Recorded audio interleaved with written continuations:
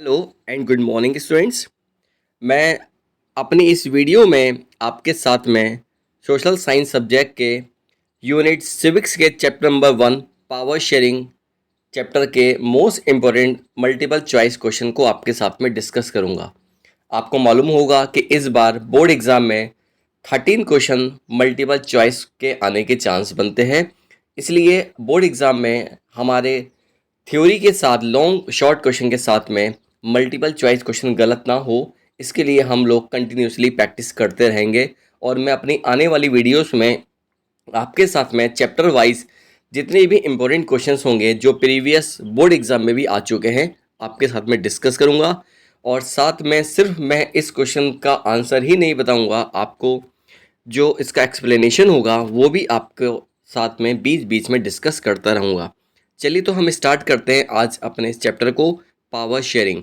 Power sharing, पहले मैं आपको बता देता हूँ कि इसमें गवर्नमेंट की पावर को डिस्कस किया गया है कि गवर्नमेंट कैसे अपनी कंट्री को कंट्रोल करने के लिए अपनी पावर का यूज़ करती है और कैसे वो अपनी पावर को डिस्ट्रीब्यूट कर देती है।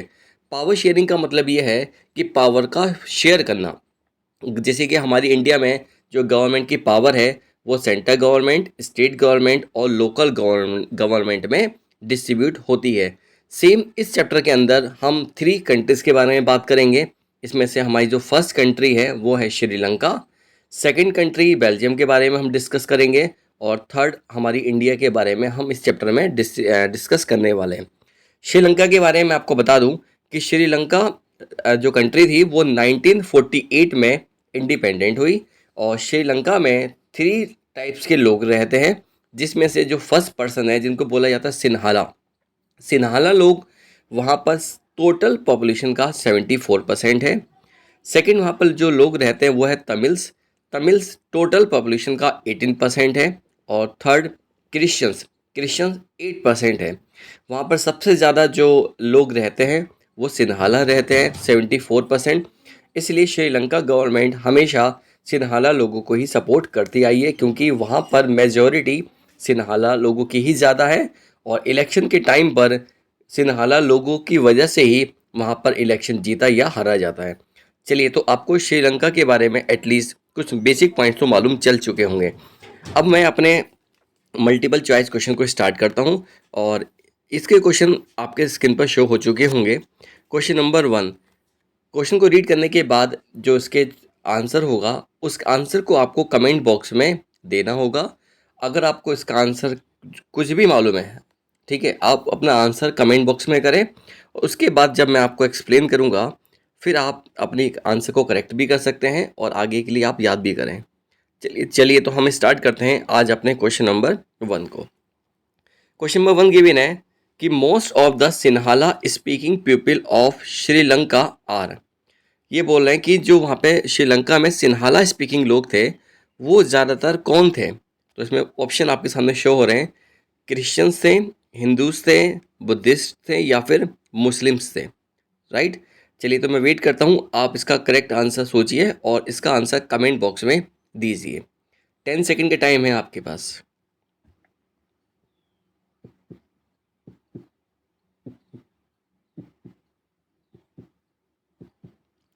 चलिए तो स्टार्ट करते हैं आंसर को।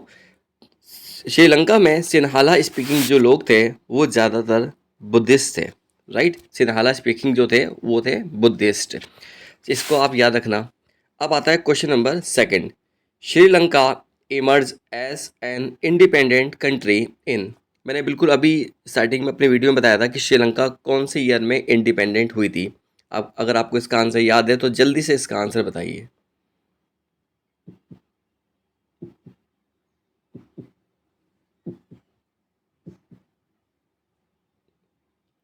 चलिए तो स्टार्ट करते हैं इसका आंसर को। श्रीलंका जो कंट्री थी वो 1948 में इंडिपेंडेंट हुई है, याद रखिएगा। इसके लिए ट्रिक बता देता हूँ। इंडिया 1947 में हुई थी और इंडिया के बाद श्रीलंका का नंबर आया था जो 1948 में इंडिपेंडेंट हो चुकी थी। Question number 3, in Belgium out of the total population 59% live in the Flemish region and speak. अब मैं आपको पहले बेल्जियम कंट्री के बारे में थोड़ा सा एक्सप्लेन कर देता हूँ कि जो बेल्जियम कंट्री है उसकी जो कैपिटल है वो ब्रसल्स है। पहले आपको ये बात मालूम होनी चाहिए, बी फॉर बेल्जियम और बी फॉर ब्रसल्स, ऐसे याद रखिएगा।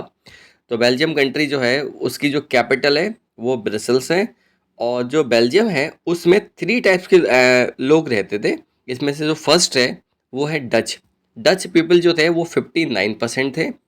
सेकंड फ्रेंच, फ्रेंच जो थे वो 40% थे, और 1% लोग वहाँ पर जर्मन लैंग्वेज के जो थे वो होते थे।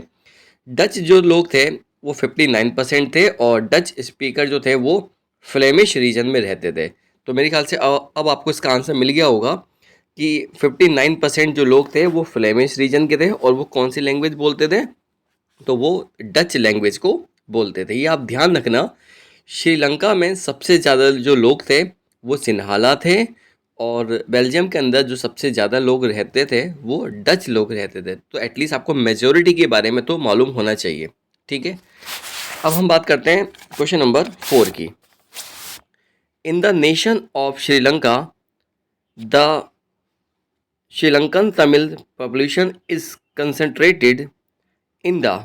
अब आपको इसका आंसर देना है कि जो श्रीलंकन तमिल थे वो श्रीलंका में किस एरिया में ज़्यादा रहते थे। तो इसका जो करेक्ट आंसर होगा, आप बताइए क्या आंसर होगा। इसका करेक्ट आंसर होगा नॉर्थ एंड ईस्ट, राइट। ध्यान रखना, इसका जो करेक्ट आंसर होगा वो होगा नॉर्थ एंड ईस्ट में रहते थे। श्रीलंका में जो तमिल्स पॉपुलेशन के जो लोग थे वो श्रीलंका कंट्री के अंदर नॉर्थ एंड ईस्ट साइड में रहते थे। चलिए आगे बढ़ते हैं क्वेश्चन नंबर 5 की तरफ।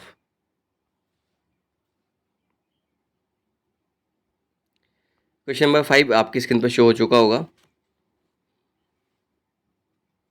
थोड़ा सा नीचे कर देते इसे, ठीक है। Question number 5, which of the following features are common to India and Belgium form of power sharing arrangement. इसमें एम लगा देना, एन हो गया ये। तो आपको इस क्वेश्चन का आंसर देना है कि जो इंडिया और बेल्जियम कंट्री थी उसमें पावर शेयरिंग में कौन कौन से पॉइंट ऐसे थे, फीचर्स थे जो कॉमन थे। मतलब अगर हम इंडिया और बेल्जियम की बात करें तो कौन से पॉइंट ऐसे थे जो कॉमन थे, कौन से फीचर्स ऐसे थे जो कॉमन थे, राइट। चलिए तो हम डिस्कस करते हैं कि इसमें कौन कौन से पॉइंट कॉमन थे। फर्स्ट पॉइंट लिखा हुआ है, power is shared among government at different levels.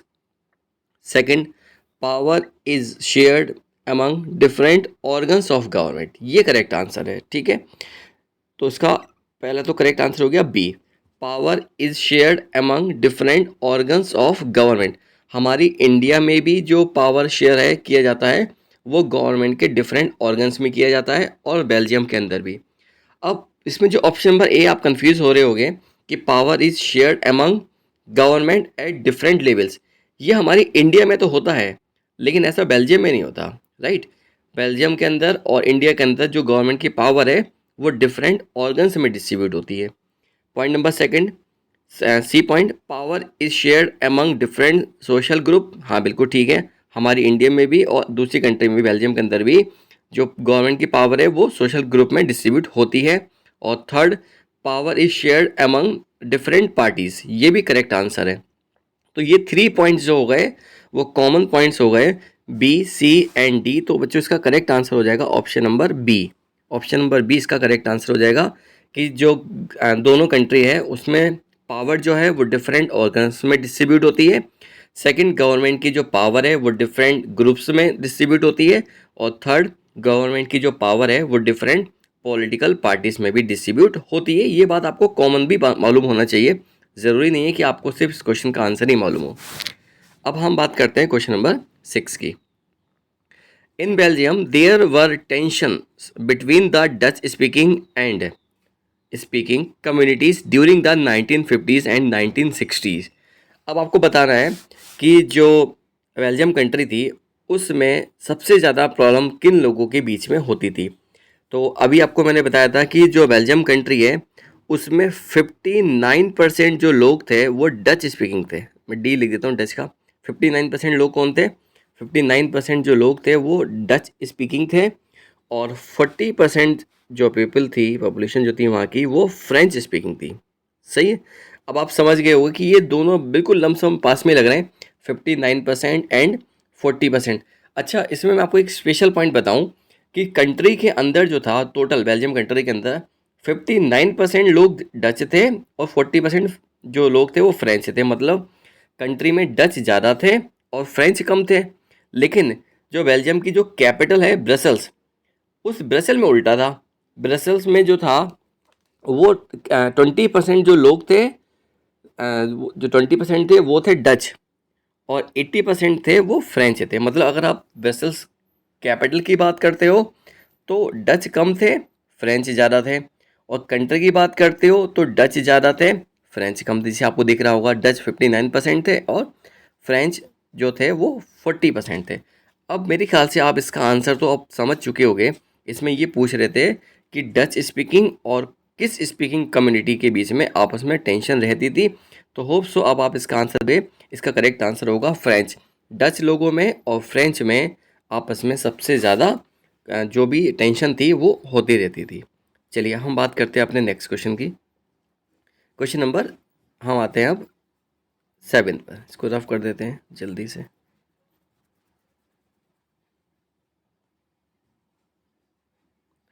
चलिए अब क्वेश्चन नंबर 7 का आप करेक्ट आंसर बताइए क्या होगा। इन ईयर बताना है आपको। An act was passed to recognise Sinhala as the only official language. आपको बताना है कि सिन्हाला को ओनली ऑफिशियल लैंग्वेज बनाया गया था, वो कौन सा ईयर था। ये मोस्ट इंपॉर्टेंट क्वेश्चन है, इसको स्पेशली आप लर्न करके जाना। ठीक है, तो इसका मैं आपको करेक्ट आंसर बता देता हूँ, लेकिन उससे पहले आपको थोड़ा सा डिफाइन कर लेता हूँ। श्रीलंका गवर्नमेंट ने क्या किया कि जब वहाँ पर मालूम था कि श्रीलंका में 74% जो लोग थे वो सिन्हाला स्पीकिंग थे।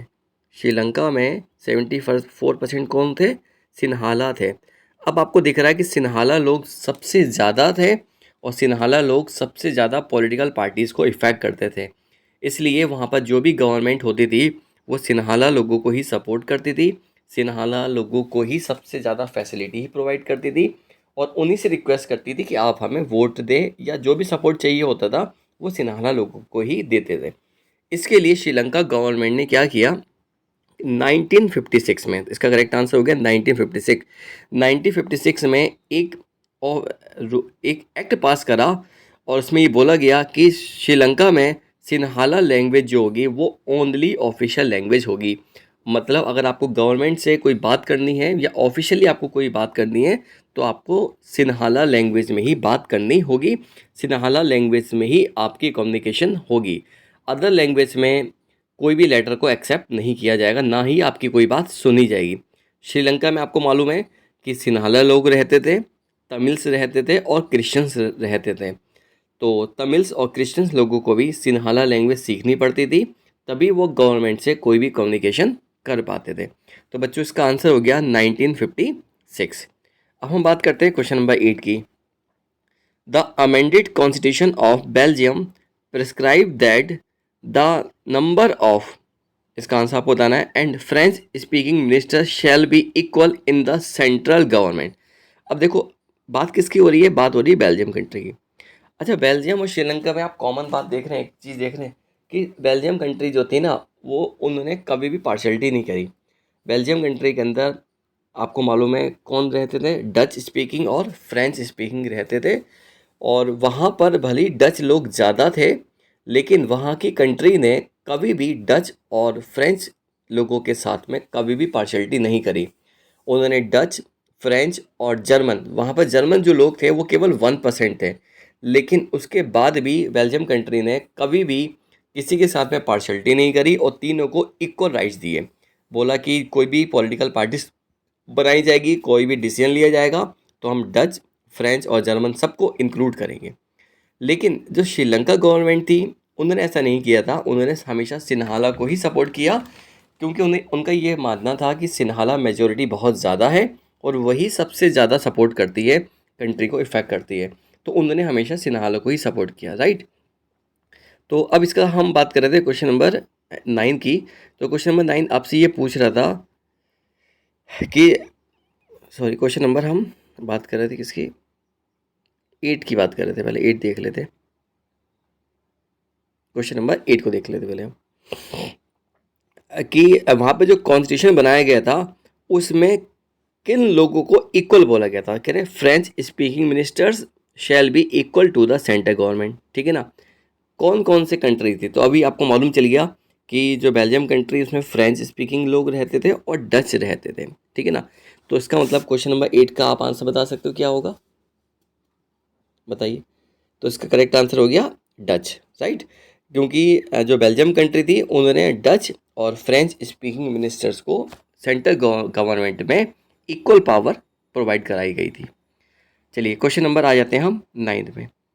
When many countries of Europe came together to form the European union, तो इसका जो बताना है आपको हेड क्वार्टर क्या था, ठीक है। बोला कि जो यूरोपियन यूनियन बनाई गई थी उसकी जो हेड क्वार्टर था वो कौन सी कंट्री में सेलेक्ट किया गया था, कौन सी कंट्री में बनाया गया था। तो इसका करेक्ट आंसर होगा बच्चों option number A, Brussels.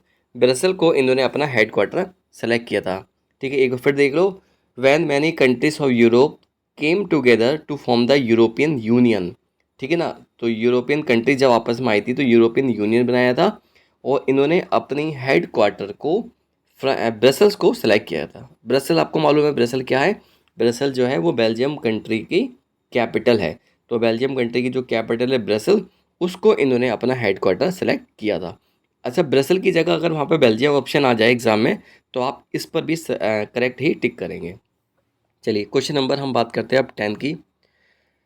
The social group in Sri Lanka are the Sinhala speaker which constitute of the population. The major social group बताना है आपको सबसे ज़्यादा। मैं आपको बार बार बता रहा हूँ कि श्रीलंका में सबसे ज़्यादा लोग कौन रहते थे। श्रीलंका में सबसे ज़्यादा लोग सिन्हाला रहते थे और सिन्हाला लोगों की परसेंटेज थी, आप बता सकते हैं इसका करेक्ट आंसर। सिन्हाला लोगों की जो करेक्ट परसेंटेज थी वो थी 74%, ठीक है।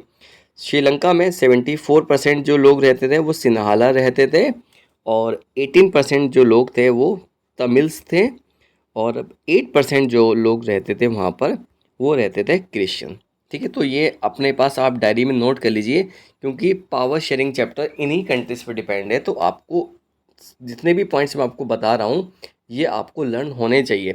74% सिन्हाला लोग रहते थे, 18% तमिल्स और 8% लोग जो थे वो क्रिश्चियंस थे। होप सो इसका आंसर आपको समझ में आ चुका होगा। इन्होंने पूछा था कि मेजोरिटी के लोग सबसे ज़्यादा कौन थे, तो मेजोरिटी के लोग सिन्हाला थे, सिन्हाला स्पीकर थे और सिन्हाला स्पीकर जो थे वो 74% थे। चलिए क्वेश्चन नंबर हम बात करते हैं 11 की और क्वेश्चन नंबर 11 को आप रीड करिए क्या है। In the capital city Brussels 80% people speak.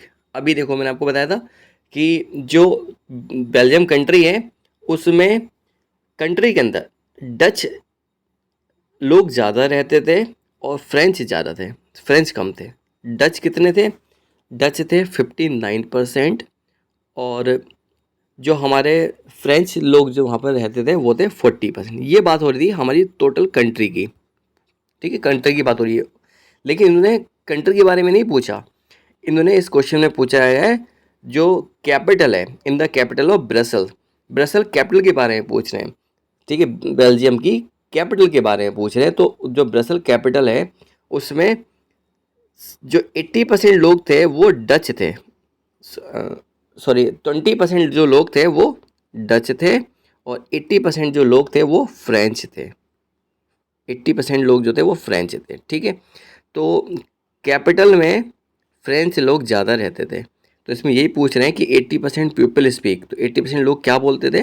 80% लोग जो थे वो फ्रेंच बोलते थे और 20% लोग जो थे वो डच बोलते थे। तो इसका करेक्ट आंसर होगा ऑप्शन नंबर ए। मैं फिर रिपीट कर लेता हूँ, एक बार ही रिपीट कर देते हैं।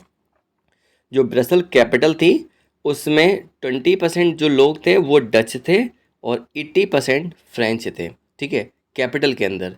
और जो कंट्री थी उसमें 59% जो लोग थे वो डच थे और 40% आपके स्क्रीन पर भी शो हो रहा है और 40% जो लोग थे वो फ्रेंच स्पीकर थे।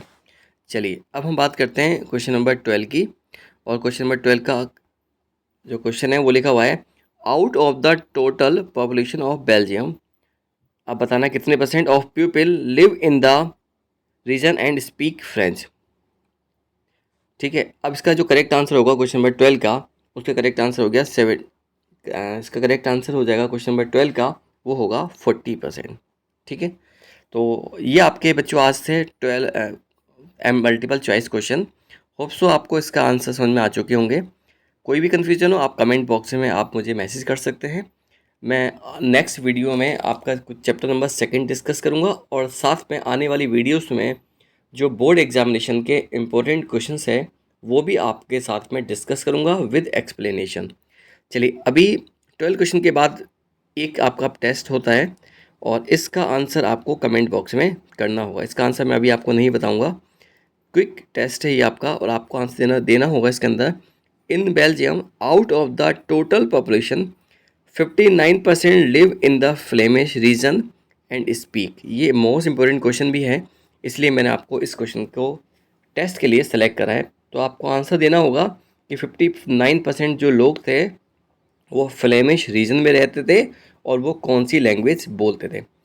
इस क्वेश्चन का आंसर आपको वीडियो के कमेंट बॉक्स में करना होगा। होप सो आपको ये वीडियो पसंद आई होगी। इन क्वेश्चंस को आप 12 क्वेश्चन को मोस्ट इंपॉर्टेंट क्वेश्चन मानकर रट्टा मारें, ताकि बोर्ड एग्जामिनेशन में जब ये क्वेश्चन आपको मिलेंगे तब आपको मेरी याद आएगी कि सर ने हमारे साथ में इन क्वेश्चंस को डिस्कस किया था। Thank you for watching my video. और आपको कोई भी प्रॉब्लम हो, कुछ भी कन्फ्यूज़न हो रही हो, तो आप मुझे कमेंट बॉक्स में आंसर बता सकते हैं। मैं जल्दी आपकी प्रॉब्लम को सॉल्व करूँगा। Thank you for watching my video.